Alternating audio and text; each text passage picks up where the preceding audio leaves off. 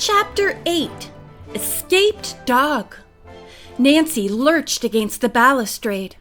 Trying to catch her balance, she grabbed the rail. With a loud crash, the whole framework broke, and she plunged through to the floor below. Stunned, Nancy hardly noticed that the roar of the rockslide had subsided, and the old building had come to a shuddering halt.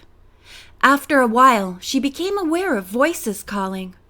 "Nancy! Nancy, are you in there?" came Bess's frantic voice. "I see her." George's deeper tones were coming closer.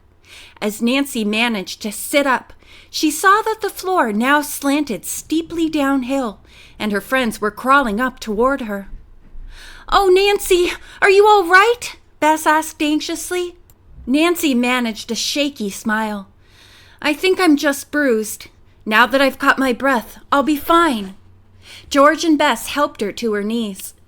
"We'll have to crawl down," said George. "And the sooner the better. This building might start to slide again."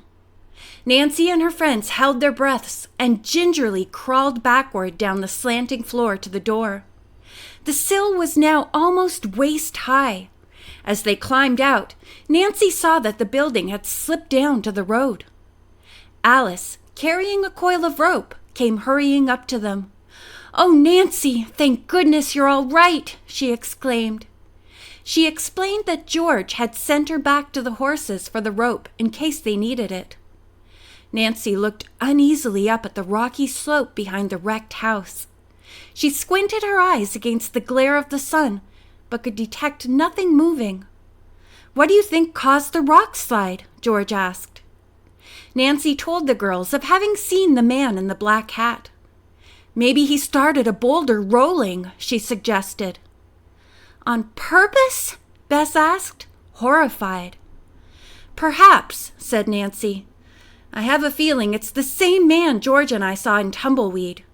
If he's after Valentine's treasure, this is one more move to scare us off the ranch." George reminded her that no doubt there were other men in the country with large black hats. "I know," Nancy admitted.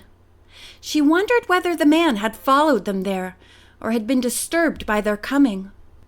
The other girls said that so far they had found no signs of anyone living in the abandoned village. At Nancy's suggestion, they started down the street and without entering looked into a few buildings that they had not already checked.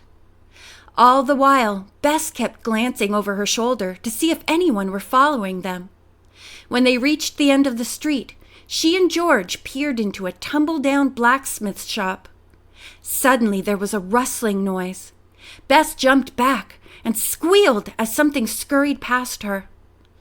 "Really, Bess," George said in disgust. "You're hopeless. That was only a pack rat." Bess blushed. "I can't help it. I keep expecting the man in black to jump out at us." Nancy spoke up. "I think Bess has a point. We'd better get out of here. If the man is still around, he just might cause another rock slide." In a few minutes, the girls had mounted their horses and were riding out of town. "Are we going straight to the cabin now?" Alice asked anxiously. "Perhaps the men we saw were on their way to it." "Yes," said Nancy. As soon as they were clear of the dilapidated buildings, she reined in and studied the map Aunt Bet had given her. After consulting the compass, she led the girls around the back of Shadow Mountain on a narrow trail. Now and then they passed a tall, creamy yucca flower in bloom, or startled a bird from a thicket of chaparral. But they saw no other living creatures. Near noon, the riders reached a level place where a cluster of high rocks cast shade over a shallow stream. Here they dismounted, watered their horses, and ate lunch. An hour later, the girls were in the saddle again and presently rounded a rock outcrop. They found themselves looking up at a small cabin set among the rocks some distance from them. As the horses climbed toward it, their iron shoes rang against the rock, and some of the loose stones clattered down the hill behind them. Suddenly, a dog began to bark, then stopped. "That sounded like Chief!" Bess exclaimed. While still some distance from the cabin, the riders dismounted. Bess and Alice, "Will you stay with the horses?" Nancy requested. "George and I will take a look around." The two girls walked stealthily up the hill and started to circle the cabin. They found that the rear wall was close to the side of the mountain and heavily overgrown with brush and small fern. There was an open window in the back wall, but a heavy burlap sack was hanging across it, so the girls could not see inside. They stood still for a moment and listened, but no sound came from within. Quietly, they completed the circle and returned to the others. "The door's open a little bit," Bess said softly. "Do you think anybody's inside?" "There's only one way to find out," Nancy said with determination. "I'll go and knock." As she started up the hill, the barking started again. The next instant, from behind the cabin, bounded a large black German shepherd. "Chief!" the girls exclaimed. The dog greeted them with frenzied barking and tail wagging. A short piece of rope hung from his collar. On his head was a swelling and broken skin. "You poor old fellow," said Nancy. She knelt beside the dog and calmed him, then carefully felt around the wound. "Someone knocked him out and has been holding him," she said. "But why?" asked Bess, keeping a wary eye on the cabin. "Maybe because he got too close to the phantom horse," Nancy replied. George looked puzzled. "What difference would that make? Chief can't talk." "But maybe there's a clue on him, something to show how the trick was done," Nancy replied. The big dog stood patiently as Nancy examined him, but she found nothing unusual. Bess volunteered to stay with the horses and the dog, while the other girls went to the cabin. The trio walked up to it, and Nancy knocked on the doorframe. There was no answer. She knocked again, then pushed the door open cautiously.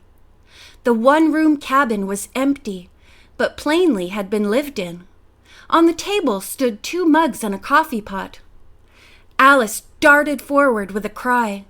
Beside the cups lay an unfinished drawing and a pastel crayon. "My father! He's been here!" The mugs were half full of coffee. Nancy felt them. They were still warm. "The artist and his companion have been here all right," Nancy agreed.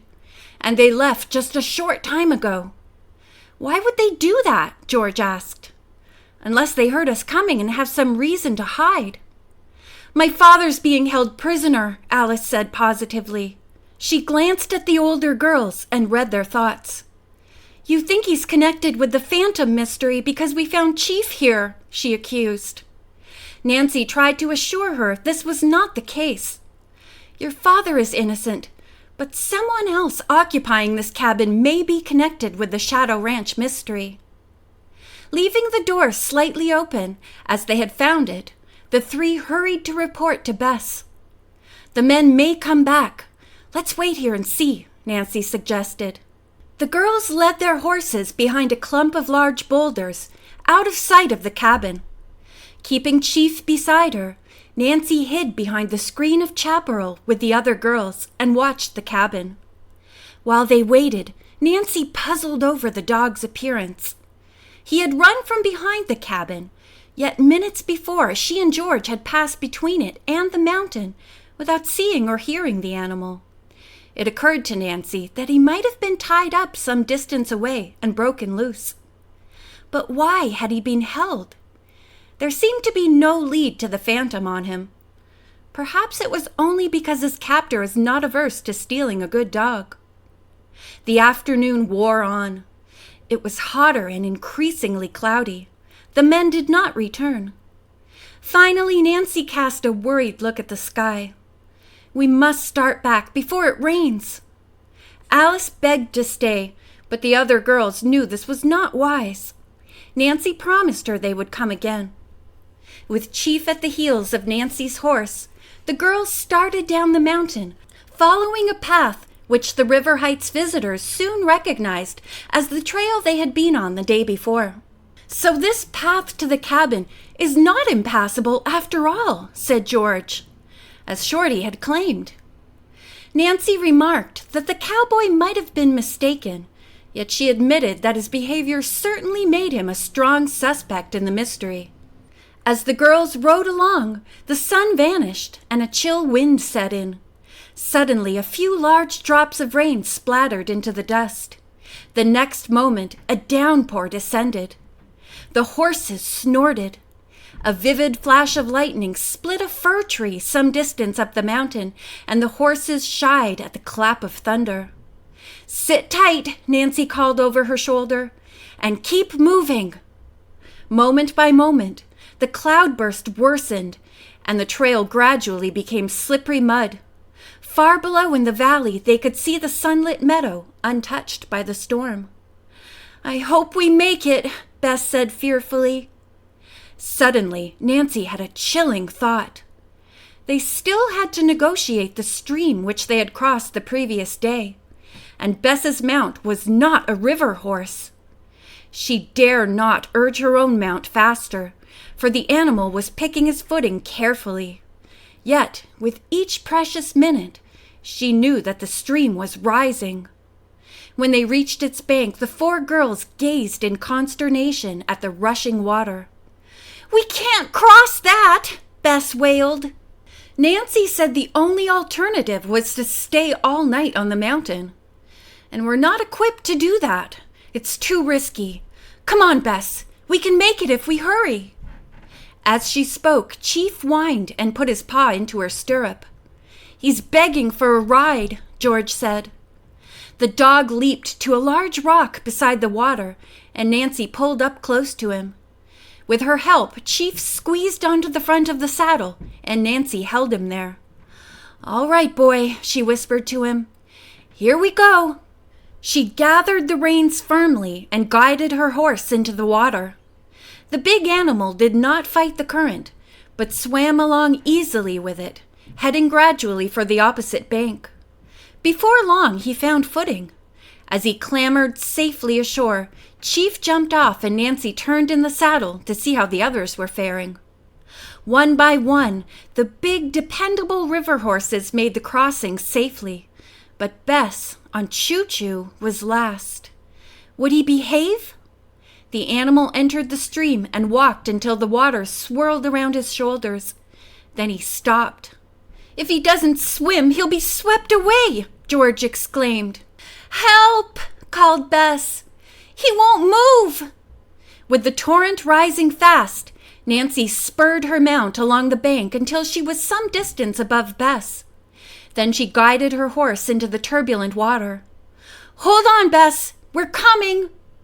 Suddenly, a few yards upstream, part of the muddy bank collapsed, sending a huge surge of water sweeping over Nancy and her horse. End of Chapter 8.